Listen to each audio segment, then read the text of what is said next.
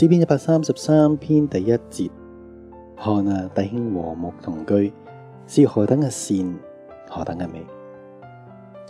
當今日我哋再用呢一節金句去重溫嘅時候，如果要我去回想喺過去25年嘅侍奉裏邊，事實上如果排除翻喺25年裏邊嘅各樣凄酸，呢一節嘅經文嘅境況，其實我哋經歷好多次。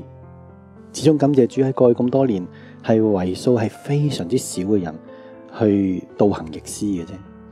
喺過去咁多年當中，我身邊絕對唔缺乏一啲懂得去喺和睦同居當中去付出佢自己嗰個本分嘅人。而好多時呢啲嘅人仲未係學識多或者出身高，甚至富有添。好多時呢啲嘅人甚至係世界嘅人去輕看嘅人。但如果講起呢一節嘅經文裏邊，我覺得有一個嘅見證，我係一定要喺呢一篇詩篇嘅時候同大家去分享。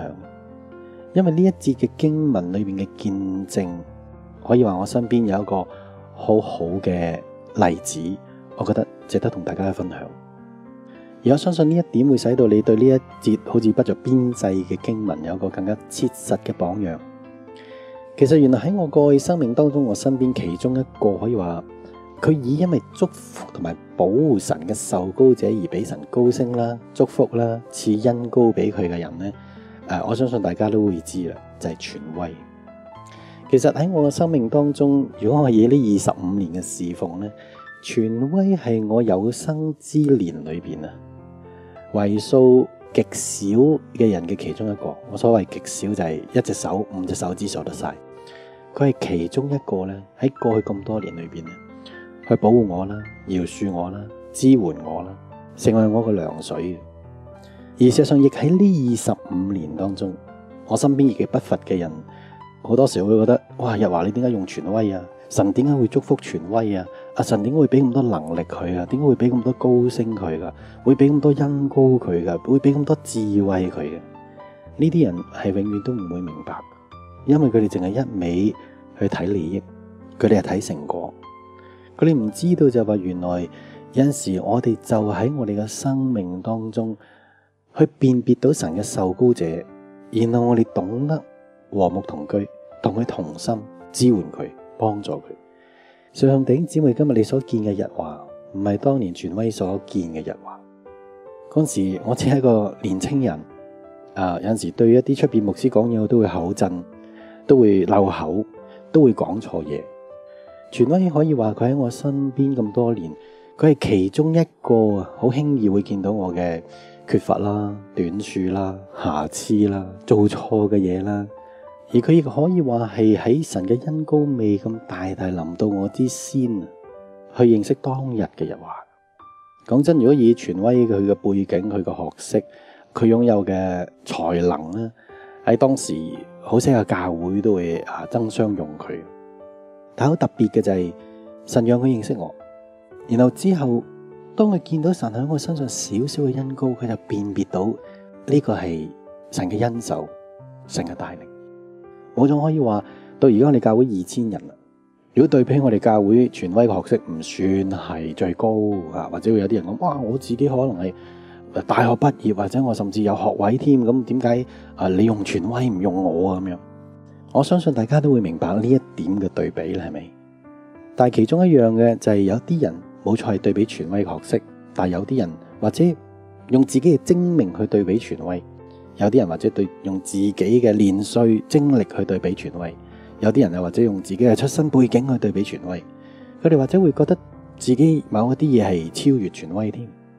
但係當呢啲人嚟到我面前咧，佢或者會話，哇，你用權威都唔夠我精明，點解你唔處理佢啊？你點解唔換咗佢啊？或者你唔做呢啲啊？咁我相信我用呢個例子你就會明白啦。因為對比呢啲人，甚至可能講呢啲說話嘅人，佢哋真係可能有才能，佢哋又或者有學位，又或者甚至佢哋有背景，但係呢一啲嘅人喺我同神面前看，絕對唔及得權威過去25年裏邊所做咁寶貴。因為喺一個群體當中，又或者社會，才能、學位、學識，又或者錢財係可以揾，因為比比皆是。但係就算喺人世間，能夠和睦同居嘅人，呢啲個群體，佢係極之少。個理由好簡單，因為極少人願意做，極少人有呢一種嘅人性去做呢樣嘢。每一個人都只不過好似禽獸或者野獸咁，為自己利益自私而生活。唯有擁有神性情嘅人，先至可以同充滿瑕疵嘅人和諧共處。我相信呢個就係當日法利賽人永遠都冇辦法明白。就算佢問咗主耶穌，點解主耶穌嚟到要同稅吏、漁夫同埋妓女聚集一處？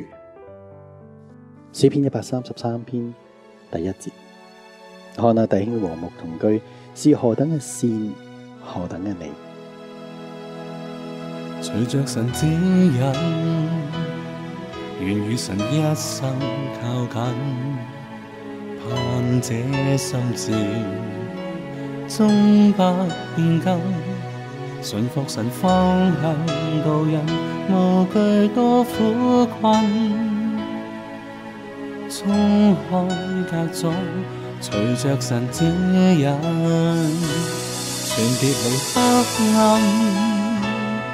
路滿是繽紛，內心中多麼渴想跟上帝靠近，願行着永生天國，放下纏累，今專一快跑，隨着神指引。